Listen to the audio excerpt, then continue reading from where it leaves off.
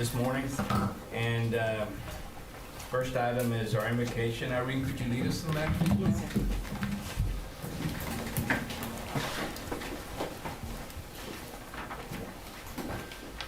Glorious and blessed God, we place our work and ourselves into your hands, so that even the smallest task may bring you honor. God, when we are challenged, guide us. When we are weary, energize us. May the work that we do and the way that we do it bring hope, life, and courage to all. Bless our administration with wisdom and discernment. May all activities be done in your name.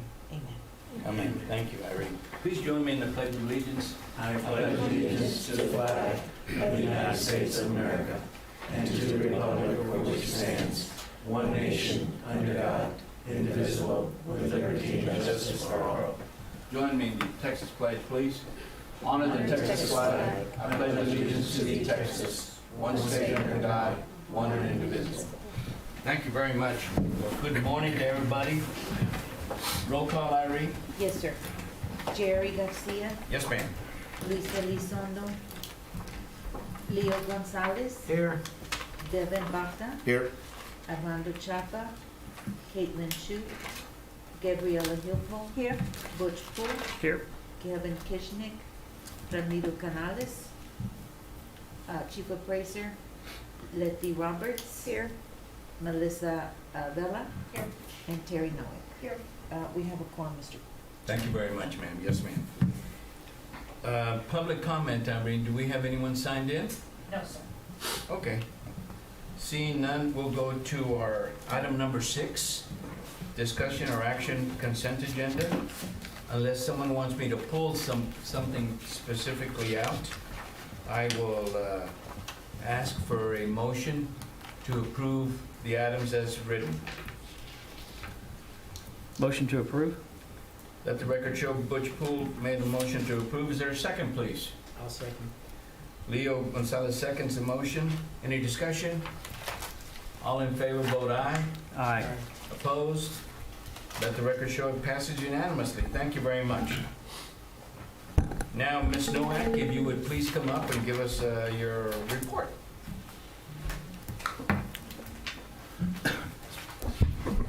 Good morning. Just an update to the report that I included in the packet. The applications did not go to the judge last Wednesday. They're going today. I was waiting on a couple background checks, but Jennifer has finished those and they've come back, and we should be set within a couple weeks. Judge Stith is usually pretty good about making the appointments pretty promptly once he gets the applications. So, and for the first time that I know about, since I can remember, I have 9 applicants for 4 positions. Wow. Yeah, that never happens. Wow. So word must get around what a fun group they are, so. Word got around that they were going to get paid. So, you know. Yeah, many people thought it was a volunteer position. ARB members were like, no, we don't volunteer. But they had a good year. They worked really hard, and Joe Teitelbaum, Cheryl Andrews, and Chet Freeman are the ones that termed out this year, so replacing them and 1 auxiliary, so Okay. it's all good. All right. Does anyone have any questions for Terry? I guess not. And just an FYI, next year it's on you guys. Thank you, ma'am. Yes. Appreciate it. Thank you. Terry, just for Yes, ma'am. housekeeping, I just saw you have me absent on both last meetings, but I was on the video call. Yes, So I didn't, don't know why you have me absent in there. I didn't Okay. notice that. Okay, yet. so I just, for housekeeping, I was not here, but But she was I on was Zoom, present, yeah. yes, I was on There. Zoom. So can you please make sure? Thank you. Okay. And also, Caitlin in LA, can you all hear me? Can we hear them? I can. We I can't can now, but I hear didn't you. hear the beginning of that There's Kate. presentation. Okay, we hear you, Caitlin. LA, it's perfect. We can't hear you. Can you hear me now? No? Yeah, Kaylee, did you hear me? Okay. I can hear you. Hey, Jerry, can you put a cap on, please? I can't hear Repeat that again, Ellie? Can you put a cap on? Yeah. We want you to put a cap on. That's, never mind. I'll have choice words for you later. Let's go back to the minutes and how we reapprove it as changed. So it's clear what it was. So much Okay. planning in this board. So, do you want to do that now, Ma? Yes, Okay. reconsider that motion. Let's reconsider I've been asked to reconsider the motion to approve the minutes as presented, to approve the minutes as corrected, to show the record that, on the record that Gabby had been present through Zoom meetings. Are you, I'm okay with that, amenable Butch? to that. yes. Okay. Butch goes ahead and approves that. Leo, will you? Yeah, I'll second Leo that. approves the second. So now we'll vote on the approved minutes. All in favor, vote aye. Aye. Opposed? Thank you very much. Okay, now Elias, the discussion or action on the third quarter investment report, sir, please. Okay, it's on tab 8 of your packet. I'm going to try to shortcut it because there's so much happening with the markets and inflation right now, and there's a lot of interplay. But for the district portfolio piece, $4.9 million on the average was available to invest for the quarter. It earned $61,000. That translates into 4.91, almost 5%. We haven't seen that in a long time here. The benchmark, which is the 3 months Treasury, is 5.29, so we are still lagging. When rates are rising in the market, we're lagging as our portfolio turns over. Most of it is with tax pool. So some of the money, of course, has to be kept in the bank to meet current obligations. That piece earned 1.01%, fully collateralized in the bank. The tax pool, which is where more interesting things are happening, that piece of the portfolio earned $60,000, translating into 5.29% annualized yield, which tracks exactly to the percentage with our benchmark. So I think tax pool is doing an excellent job, so we'll keep the bulk or the lion's share of that 4.9 million there. We just got a CPI report yesterday. Again, investors are shifting markets as new information comes out. I think today the producer price index is coming out. There's lots of movement going on. As inflation curtails and as people think Feds aren't going to raise rates anymore, they run from bonds going over to the stocks or the commodities market. So lots going on there. It's kind of exciting. But our portfolio is a little bit more quiet because we're mostly bonds and government securities. Now, with regard to those, the Fed is likely to hold the rates higher right now. They're in the 5 to 5.5% range. We're going to enjoy that probably through the end of 2024 or the last half of 2024. If the inflation lowers or curtails or settles out, their target is 2%, then they're going to start bringing the rates down, which of course is not the best news for us. Then our benchmark will drop faster than our portfolio yields. We'll actually be better than our benchmark at that point. But overall, at this time, it's good news, and through half of 2024, it looks like it's going to be good news for our portfolio as long as we hang on to our cash. Well, not different than the 1% we were getting years back, huh? Or the 0.08 or whatever. Yeah, Ugh. it's crazy. Because Okay. remember that this funds our budget, part of it. Does anyone have any questions for Elias? Real quick, Elias, so 100%, 102% requirement on the collateral. What is the collateral? Okay, collateral is, think of it like insurance, because the FDIC will only insure us up to $250,000 in a bank. Right. We carry higher balances than that because Right. a lot of money comes in, a lot of money goes out. So they have to, from $250,000 on up, they have to pledge to us their own investments, their own personal, the bank-owned The investments. bank does. Okay. I was just curious how we collateralize it. So they pledge it to us, and it's held at a third-party custodian, and it's a tri-party agreement, and we have access to that if the bank folded overnight. Okay. Then we can go grab that, sell it, and try to get our money, assuming that investment is worth anything.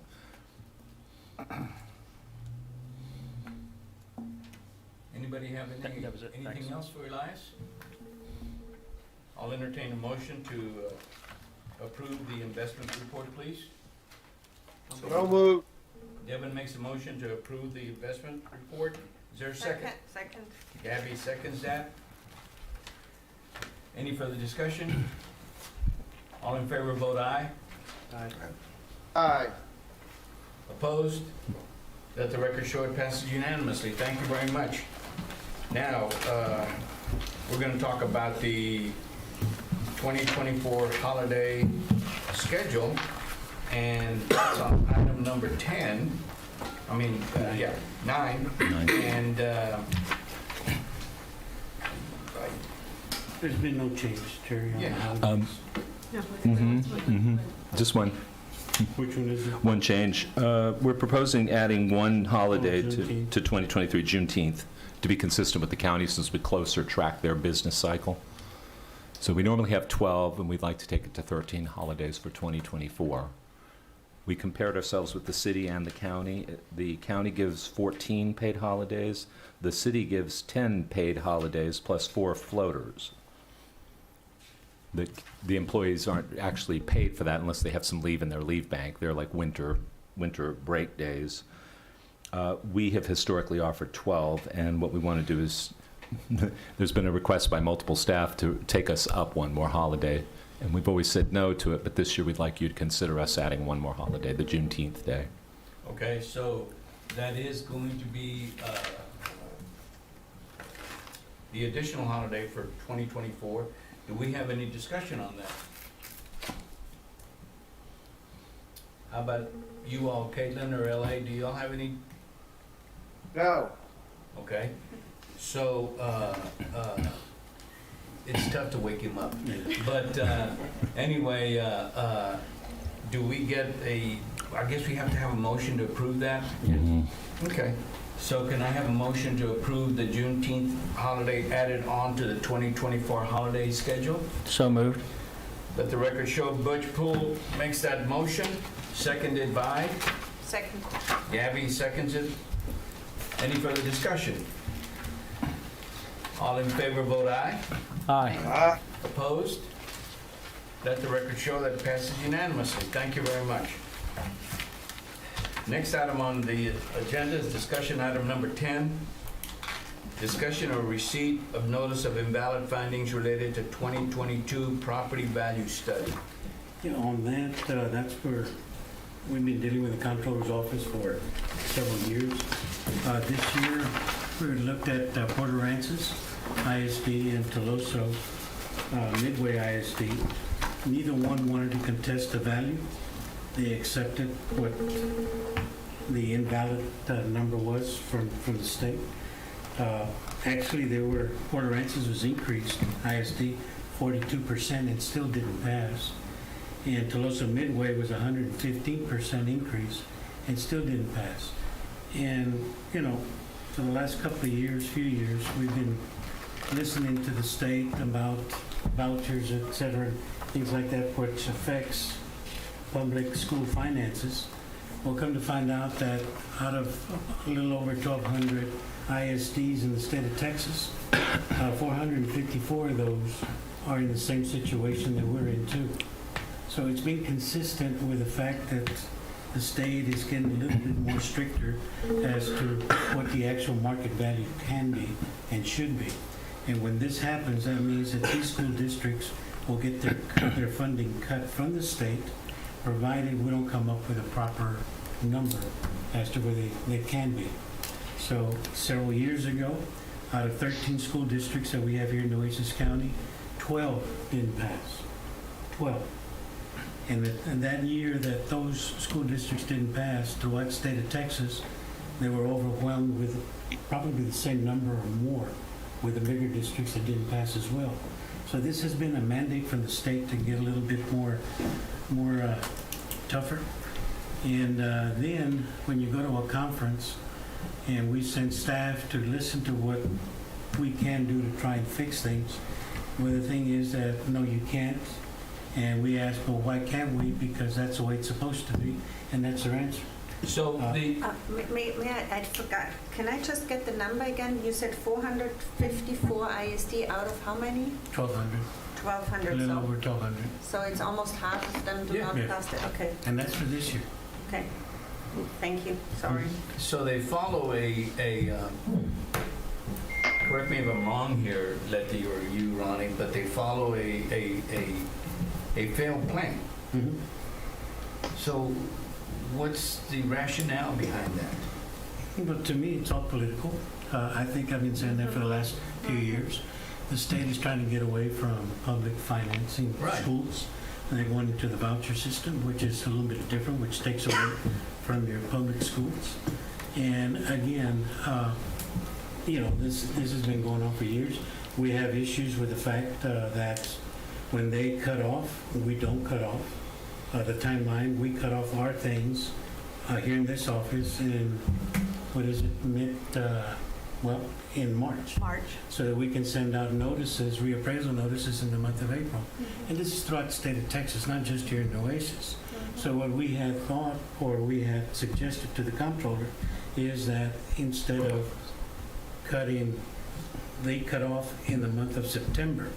So in other words, between the months of April through September, they're still utilizing those sales that we cannot utilize, even though they use a timeline to discount that to come across with the number on market. And that's what hinders a lot of the appraisal districts, because a lot of them will not go into anything past April for current sales. And that's where the comptroller comes in and makes their play as to, when you look at Puerto Ranchos ISD, for the last few years, they've been over 40+%, and they still have not passed. Okay? They're a rich school district, they accept that, they already know. That's what it is, but when you raise that much, it still doesn't pass, and we have issues with the state. We do. Now, on the other hand, you had Flower Bluff ISD, and you had Robstown ISD as well. There were 4 districts that didn't pass this year. Those are the other 2. The other 2 chose to contest this, where we can help them or they can do it on their own. In the meantime, what they've done, Flower Bluff, we're still waiting on them. Robstown ISD has passed. They were provided, additional information. We had issues with the school and the city that their values were too high when we first did our appraisals for this year and last year. But then when they come down with the comptroller's office says, hey, you guys are still too low, then they have a different conversation. How can we bring it back up to where our funding's not going to get cut? Well, this is how it affects. See, so it's a system that's still not correct, but it benefits the state in so many different ways. And it's not going to get any better, it's going to get worse as time goes. Politics in today's world is not what it used to be 20, 30 years ago. Okay? So saying that, not happy with it. We have a lot of changes coming down the pipe, as well as not just on this, but other mandates that the state is going to require us to do this coming year. We're going to be looking at properties that are $5 million or less, and they'll be capped at 20% on those properties. See, we also have to work get IT to do what needs to get done to accommodate all these changes from the state, and that's going to cost us more money to make sure that we can do that. And that's monies, again, and it's very disappointing for me because we had 2 districts come in and tell us that we couldn't adopt a budget that would maintain a proper budget or maintain proper workforce and resources here at the appraisal district because they felt that our numbers were not correct. Well, that's not my fault. They need to understand that they're in charge of a budget. That's not my problem, that's theirs. Our problem is to make sure that we conform to what the state requires us to do. And sometimes, it gets very expensive for us. It does. And we're limited with resources for monies as well as experts to do what we have to do here in this office.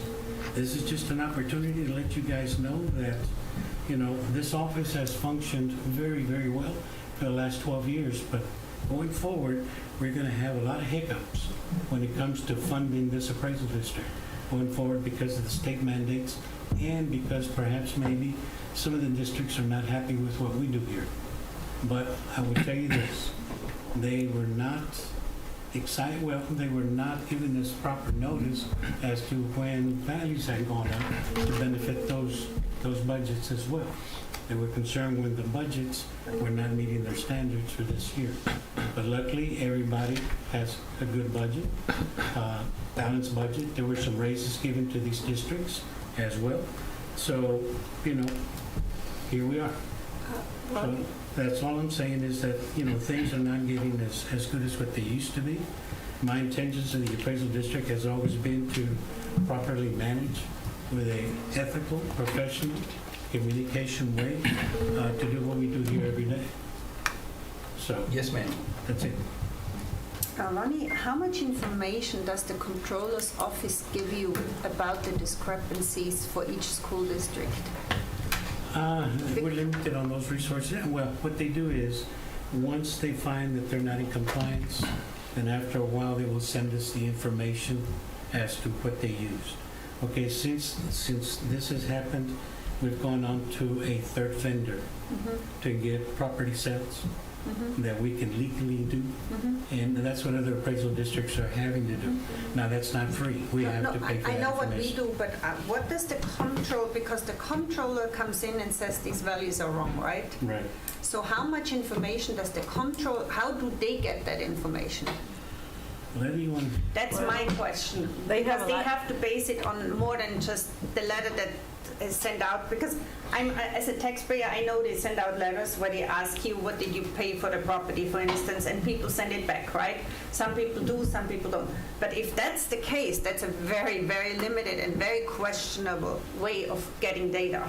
They have other sources that we don't. So do they have- send you the information if you request it? The only time they will give us information is if we're invalid.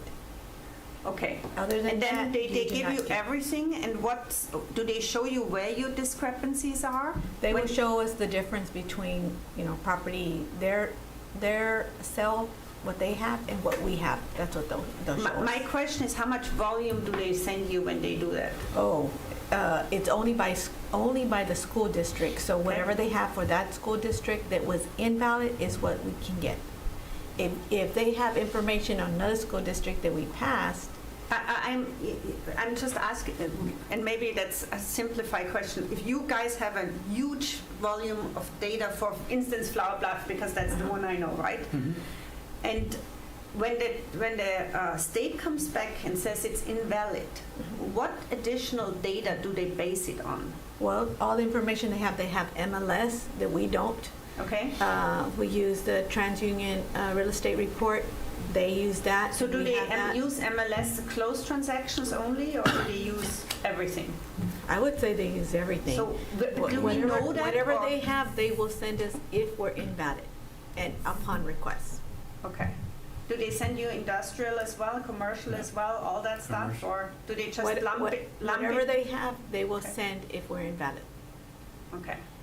And I'm sure they have other sources. They have their sales letters and closing statements. But they have to send you that too in case you request it? Yes. Okay. see, and what I was getting to is that we shut everything off in the month of March here. Where they continue to the month Go of to September, yeah, which makes no sense And they will utilize those whatsoever. Yeah, sales yeah. that we cannot utilize because we're doing what we need to do here, which is, at that point in April, we start talking to taxpayers on their property values. Yeah, because And then otherwise we you start can't the- close it out, yeah, Exactly. because you have your July or whatever Yeah. deadline. And we had So- asked them, can you just stop in April or May at the latest? Said no. In fact, staff went to a conference. Give them a little bit of insight as to some of the questions and answers that you got from the comptroller's office. Well, we did go to a seminar on. Talking to you, Mike, Letty, Okay. please. We did go to a seminar on the way they do the math in PBS. And there's a lot of times that when we ask, why do you do it that way? And the answer was because we can. Basically, it's what they told us, and several times that was the answer. Why does a comptroller do this? Why does a comptroller use sales? Are they going to use sales from starting in April instead of January? Well, because they can, because Well, that's their Yeah, guidelines. for me, this is more a logistics question for all the appraisal districts, right? Because if all the appraisal districts get together and send a letter to the comptroller that they cannot do their job with those, that should be a powerful tool. Yeah, That- but that- it doesn't work. That was brought up. For us not, the CAD sending letters to the comptroller, don't do that. Well, I know if you do it as a single cat, that makes sense, right? But if all of the districts get together, because everyone has the same problem, and obviously half of them always fail. So for me, that it makes no sense that you're afraid of the comptroller because you have to deal with them and not tackle the problem, right? As a whole, not as a single appraisal district. Right. See, and the ones that go to this seminar or conference, it's not the comptroller, it's the lower staff. Lower staff cannot answer for what the comptroller does. Okay. Now, So and no there- one has basically done a summary for the comptroller with all the appraisal districts saying we would like to have a change in timing. We've tried that. Okay? I mean, when we send our letter, there's other appraisal districts Okay. that have the same concerns. At that seminar, that was brought up as well.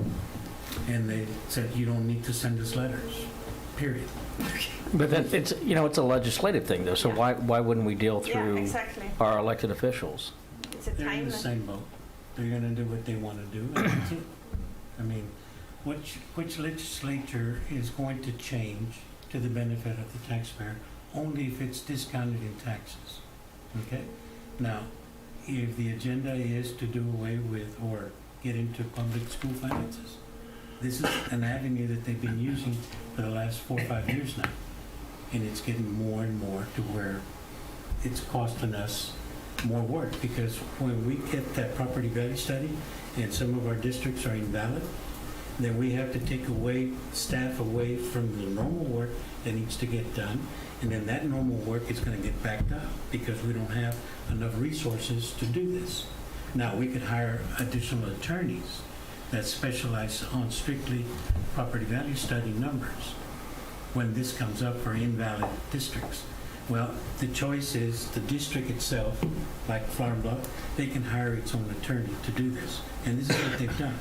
Now, we can work with that attorney by giving them the data that we have in this office here, and then they can do what they have to do. Same thing with Tolosa Midway or Port Aransas or even Robson ISD, CCISD, it's in the same boat. But for this year, everybody else has passed except for those 4. And of those 4, the only one that's passed so far is Robson ISD, and like I said, Tolosa and Port Aransas chose not to contest it. They accepted it, both of them. Do we know what percentage difference it was for Port Aransas? Port Aransas, I believe, was over 600 million. Yeah.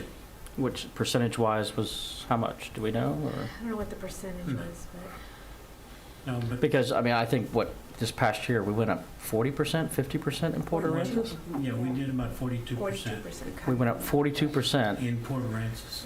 So And the school. my question is, are we still 40% off of the state number? Are we 10% off the state number? Okay, What? so if we went up 40%, and that was about a little over $1 billion, I don't know, I'd have to figure out the percentage. I'm just curious, how far apart are we? Well, Flower Bluff was close. I can tell you that much. Robstown was close as well, but with the data that they requested and we gave them, it put them over the hump. The reason that Tolosa and PA didn't want to do this is because it would cost them more money, school money, than what's already going to be taken away in the long run. That's why they choose to or not to. They look at their numbers before they concede to us, yeah, go ahead and protest it. If not, we're okay. We'll just take the hit. Like it's cheaper for them to do that. So once they get past this 3rd year, is there a penalty or something if you get into a 4th year? That's when they get cut on their funding. Okay, so they know that. Yes, yes. So the only ones that we're concerned about right now is Toloso and Flower Bluff and Port Aransas. Port. Everybody else is okay. CCISD is okay. London is okay. Even though we were short. And that's what I'm saying, that even though we can come up with these big increases, property value studies, because when they come in to do the study, the audit is what they do, they'll come in and randomly say, okay, I don't give them, they tell us what they want. Okay, so I don't have a set of numbers, oh, here, you can take this, no. They said, this is what we want. Then they'll go over all that and they say, you're either valid or invalid. After that, it's done. That's how that works. So in a down market, we would actually be overstating if they're continuing to use sales after March, which is rare, but Yeah. we're looking at a possibility of a down market now. So, Yeah, see, and we, part of our conversation has always been with the comptroller, if we can utilize the same tools that you utilize, and we wouldn't be a lot better off. And if you were to terminate, when we terminate, in other words, March, or even in your case, April or May, we would still be better off. But when you go into the month of September and then you work back, it doesn't help us, it hurts what we do. Especially in the home market. If possible, for the next meeting, on the ones that are invalid, can we just know the percentage that we're off? Yes. I would just really like to know what that is. Yeah, the difference. We would. Thanks. Anything else, Ron? No, that's it. Any questions, any other questions for Ronnie? Devin? No, thank you very much. Okay. Now we'll go into item number 11, which is the discussion or action to amend contract with T.Y. Pickett. Ronnie? Yeah, what we did, it was a request from the board, and T.Y. Pickett will be deducting $50,000 off of their contract for '24. And I think that was the request that was done by the board, because we were using, what you call it? Graybill? Graybill to do the appraisals on the refineries. Refineries were Citgo, Flint Hills, and Valero. And so when I spoke with Doug, Doug was very agreeable to do what needed to get done, and that's where we're at today. When does their contract end, Ronnie? Elias? December 31st next year, Of 2024. Okay, so this will be for the last year of their contract. They're reducing it Mhm. by 50,000. Wait a minute, I could be wrong. Hold on just a second, let me look. Yes, 2024, yeah. And what do they do when they don't do the big ones now? No, well, Just, they do in the whole package is, they do all pipelines, wind farms, they do solar energy, they do The other refineries, the other refineries that are not just Citgo's or like, they do Buckeye. they do a lot of the other things that we don't, but they do it in mass. Okay, the difference between what Graybill did and what they do is that Graybill is a fee appraiser. And the fee appraiser has a lot more insight as to what they do and only concentrate on that subject.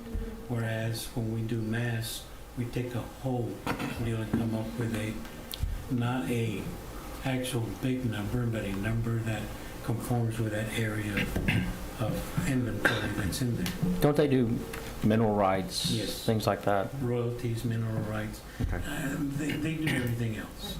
They really do, and they do a good job. They've been with us for several years, and this last time that we did what we did, it was because we wanted to make sure that our numbers were what we thought, and we felt that they could be and should be. But because of some of the things that we saw there, I think it's something that we still feel that the value of these properties are pretty much still undervalued as we go forward. But again, like I said, key here is resources. Do we have proper resources? Are our budgets limited with monies, which they are? And in order for us to compete with these kind of industries, we got to have bigger pockets to do what needs to get done. But a lot of concerns come in when we're limited to do what has to be done. on the other refineries that TV Pickett does, are they talking with Graybill at least about the methodology on how to go about it so that it's the same, because it's refineries as well, right? They don't talk it all to each other? No. Okay. I remember how we did it. I think we used to just say 10. Not to a certain We used to put all stars. And I don't think we can get it as well. She didn't say this, but they corrected here. Any questions? We have to Okay. one more sentence. So, do we have to amend, or rather, make a motion to approve this? Okay. I'll go ahead and entertain a motion to approve this reduction in pay to T.Y. Pickett. Can the motion be to have the chief appraiser execute that contract, reducing the fee? To have him execute it? Oh, to have the chief The appraiser? chief sign it, yeah, Okay. reducing the fee. So authorizing the chief Authorizing appraiser the chief to to execute the execute. contract. So moved. Butch makes a motion to that effect. Leo seconds it. Any further discussion? All in favor, vote aye. Aye. Let the record show it passes unanimously. Thank you very much. Leo? So now we're going to go into executive session, and public notice is given that the Board of Directors may elect to go into executive session anytime during the meeting to discuss matters listed everywhere on the agenda when authorized by the Open Meetings Act, Chapter 551 of the Texas Government Code. Should the Board of Directors elect to go into executive session, the section or sections of the Open Meetings Act authorizing the executive session will be publicly announced by the presiding officer. Upon completion of executive session, the Board of Directors may take such action as appropriate in open session.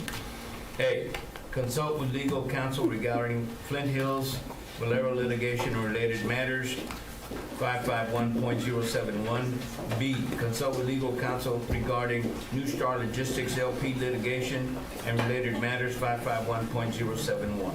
Now we'll go into executive session at 9:36.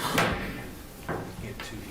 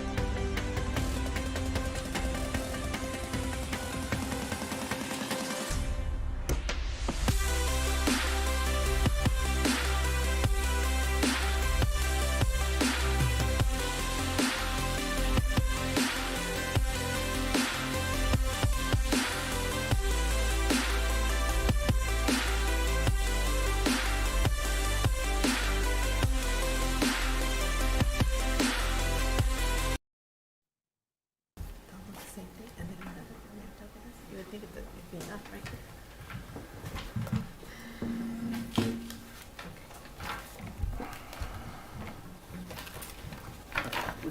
Okay, we're good. We're back online. Let the record show it's 10:24, and we're back in open session. On item number 13, discussion or action relative to items discussed in executive session, we have no action on that.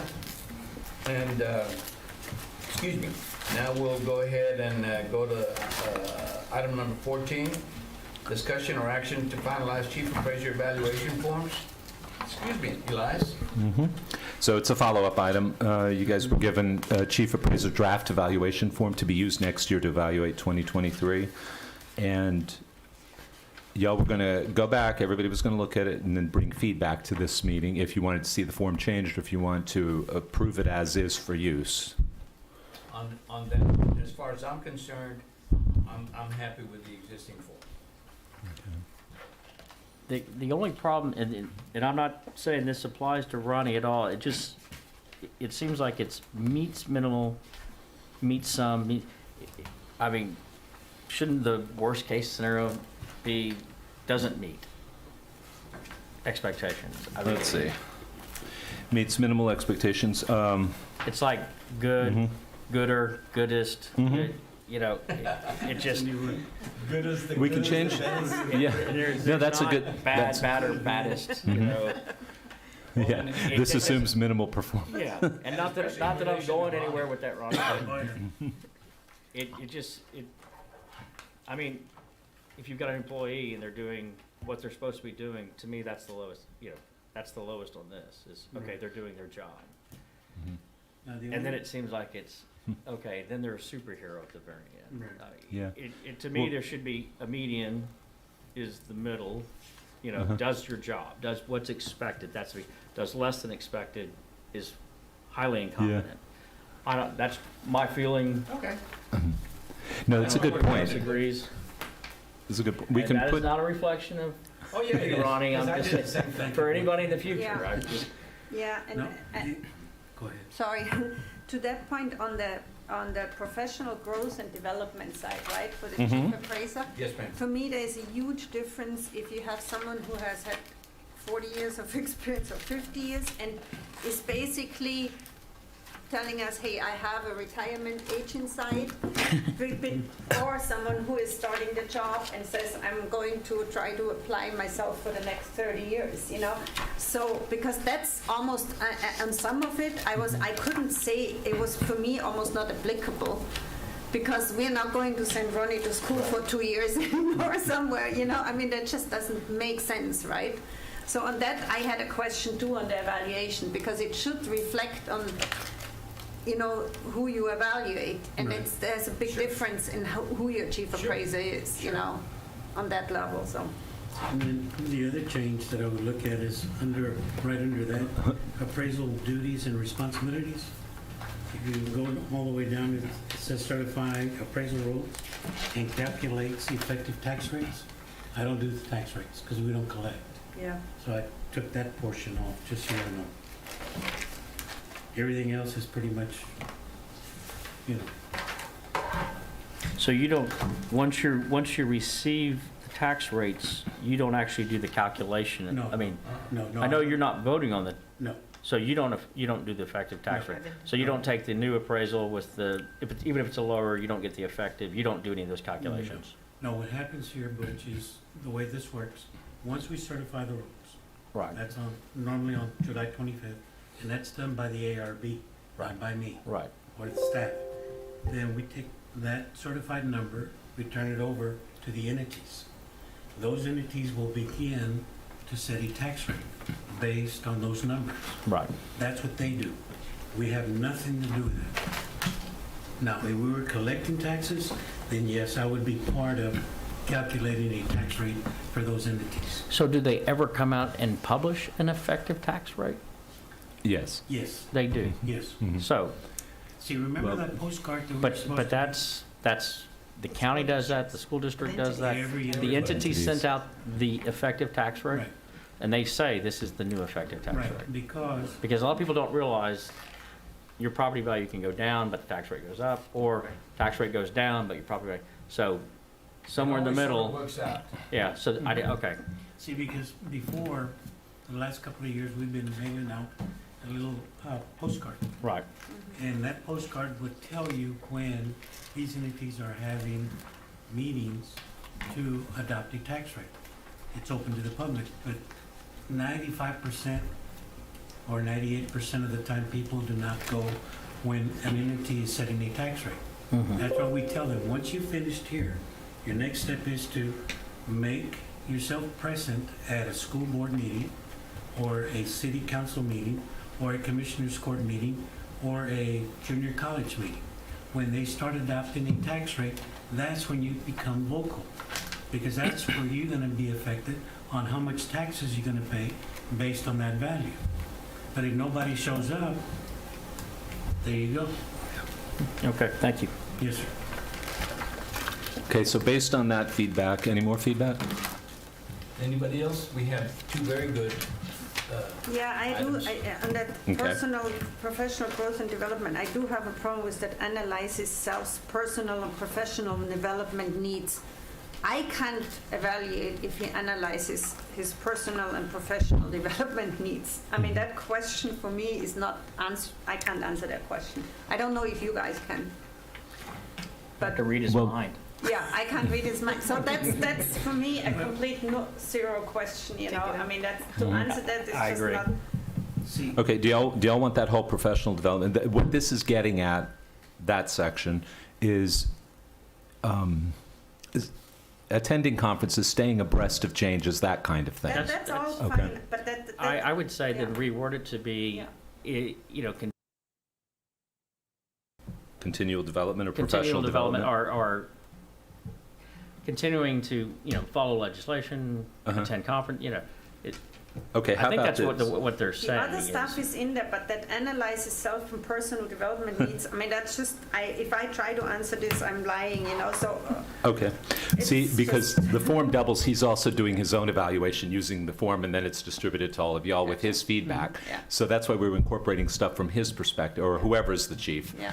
their perspective. So we were trying to include things to consider, because he's using the same form you guys would be using with his stuff incorporated in it before you see it. That's why there's some of this stuff. But we can, to clarify that, we could just take that out, that bullet.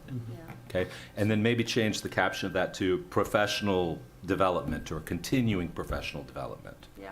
Okay? So continuing. mhm. See, because for me, I've been a little different. As a tax assessor collector, when I first started out, I would, about maybe every 6 months, I would tend to staff and ask them, where am I? Am I this way, the head being this way, or am I back down to earth? And then that's how I can hone in on what I do, because what you guys see is on the outside. What these people see is what we actually do on a day-to-day basis.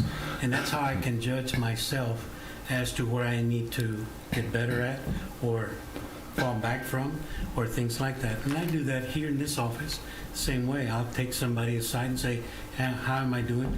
Where am I strong? Where am I weak? What do you think I need to do something different or be this way?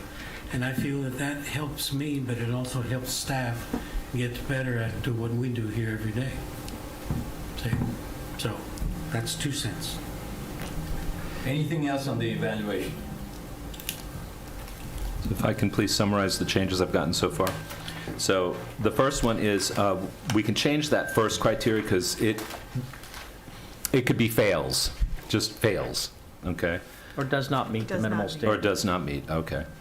Good or Does not meet, okay? good or Does not less? mean minimums. All right. And then the second one on the professional development, we could just change the caption of that to professional or continuing development, continuing professional development.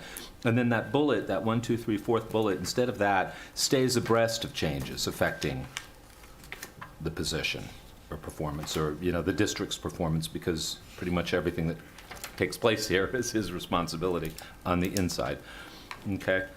And the third thing, the effective tax rate, we do supply all the underlying data for those computations. So on page 42, that third bullet up, How about certifies appraisal rolls and provides the underlying data, because we do, all of that data feeds over to the tax assessor collector's office. So it provides all the underlying data for those computations. But isn't that the very next bullet point right below it? Let's see, certifies appraisal and other listings delivers, no, because that's taxing units, not the tax assessor. Okay. That's the values mainly. So it could be certified appraisal rolls and providing underlying data, or we could just say certifies appraisal rolls and leave it at that. It meets the statutory requirements for Yeah, timing. well, but timing it goes a and little further. It's like he's got to provide all of that. But we can leave it more broad. And just say certifies appraisal rolls, period. And then delivers them to the entities. Okay. Any other feedback? Anything else?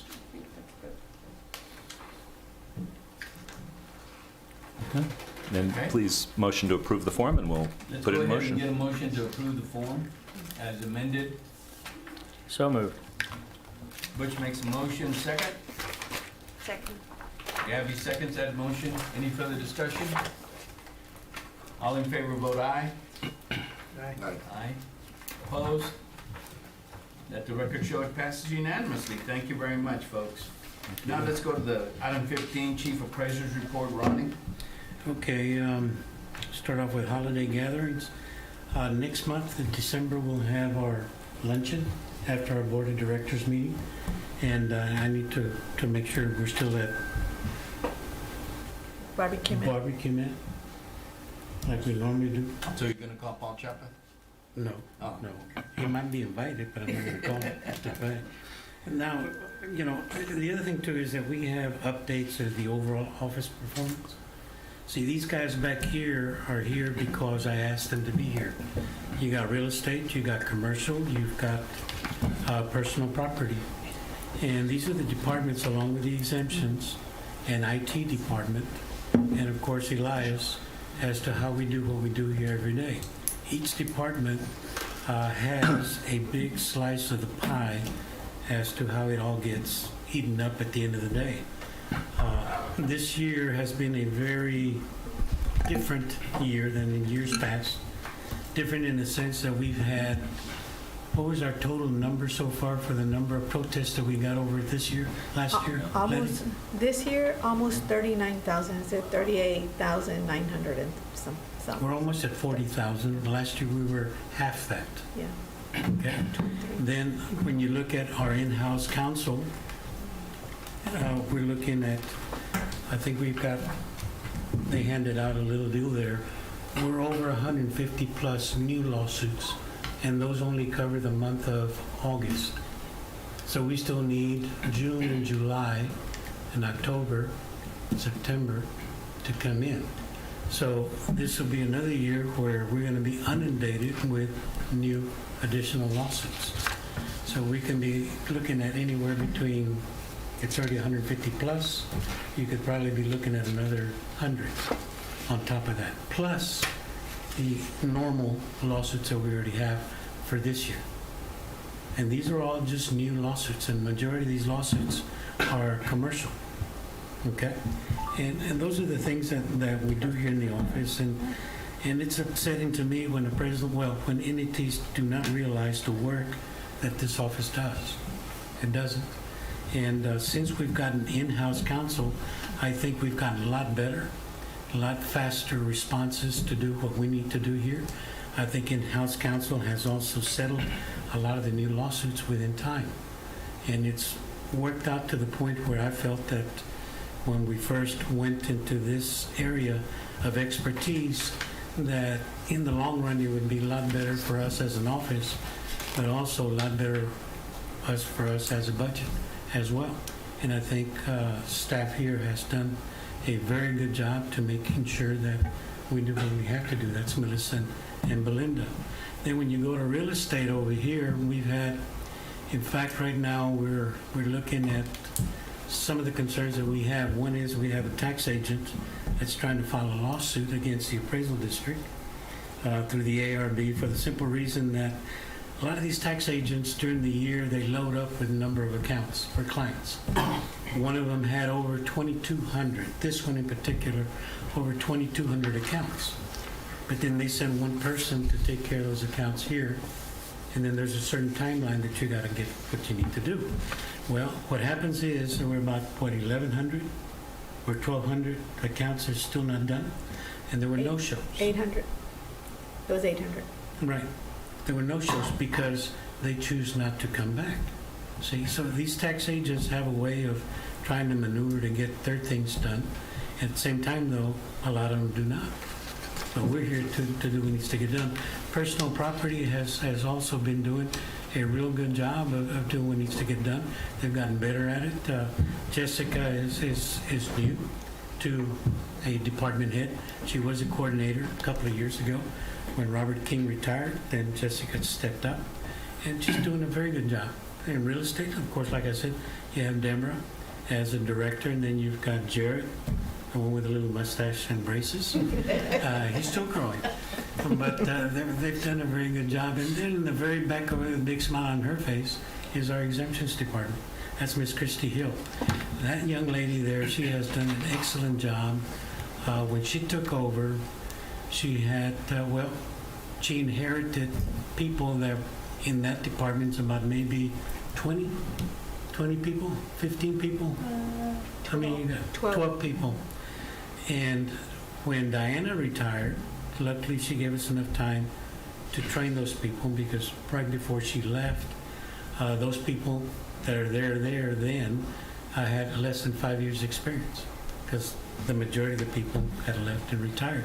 Since then, people have gotten a lot better tutored to do what needs to get done on exemptions, and they're very key to what we do here.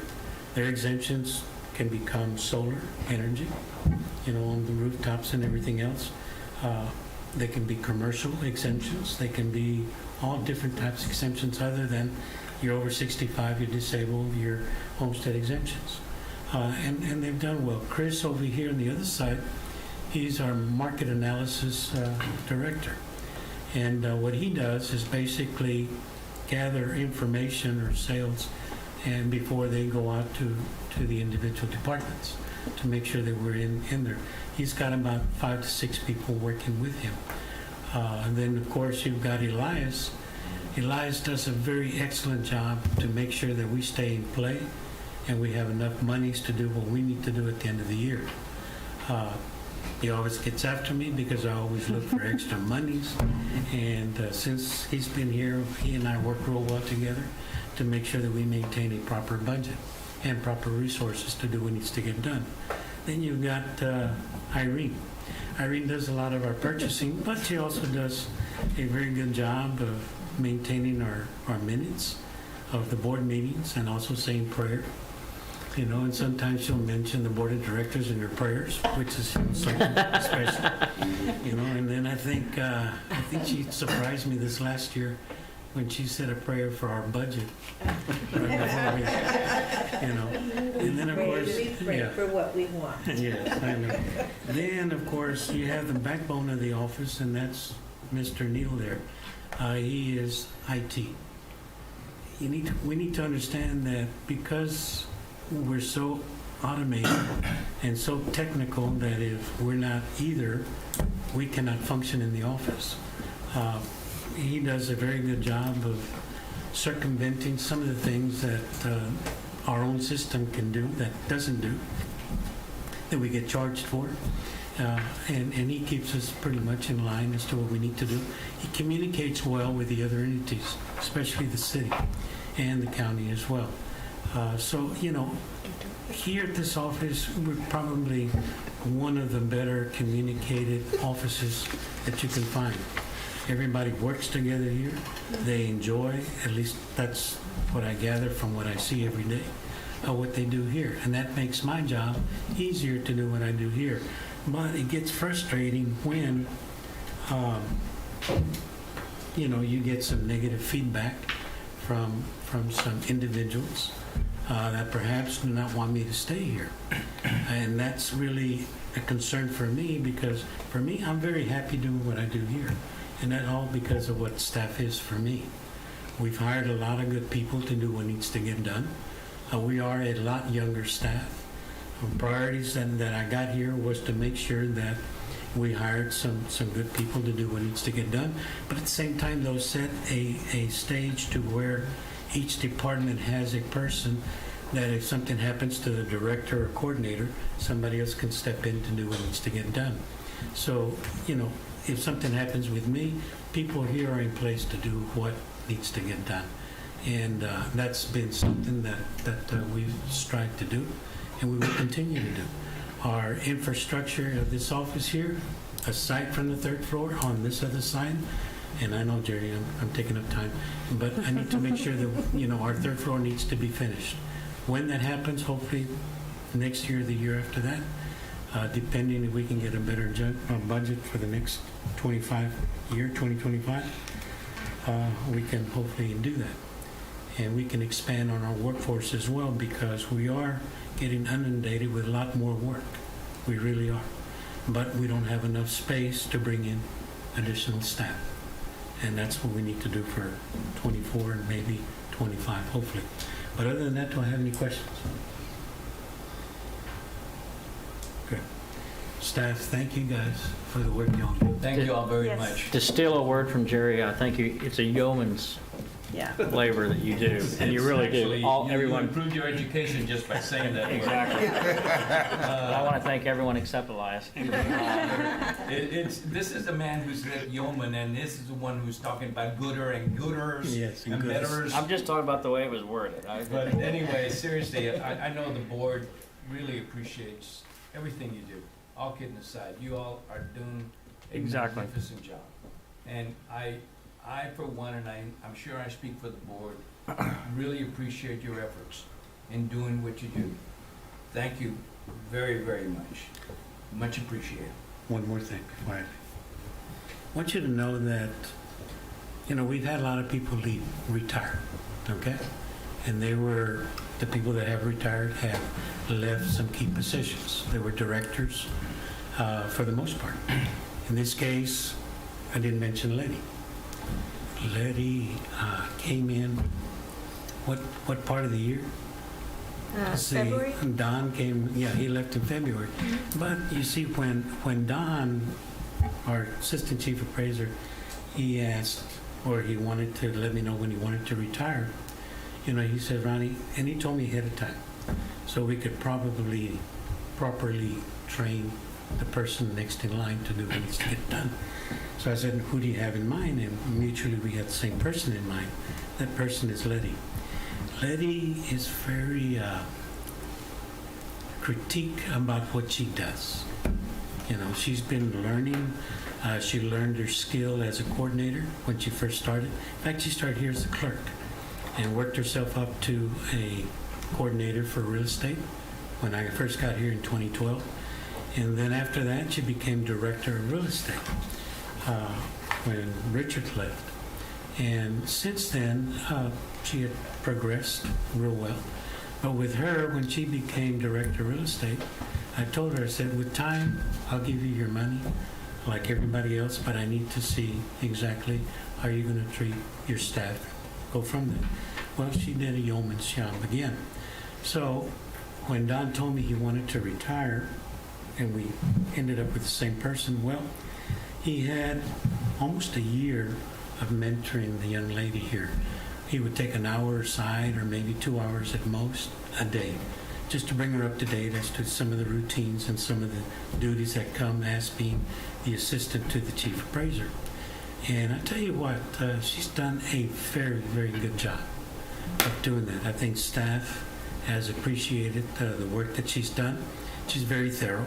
I can tell her certain things to go do. And finally, I had to tell staff, I said, whenever she comes knocking on your door, that means it's coming in a direction from me to y'all. And that's exactly what she does.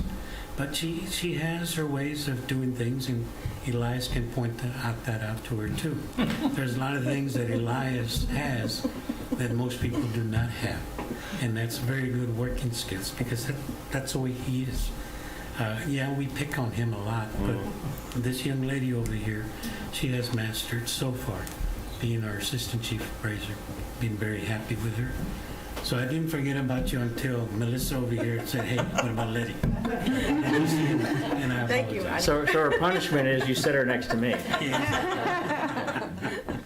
Well, Letty, when we had lunch, you know how much we really appreciate you.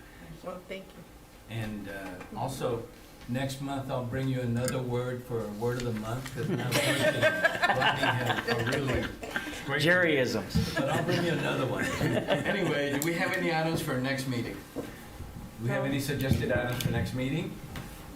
Seeing none, I'll entertain a motion to adjourn. So moved. Butch always makes that motion, and Gabby always seconds it. All in favor, vote aye. Passes unanimously. Thank you. Thank you, Jerry. Yes, sir. 40 minutes.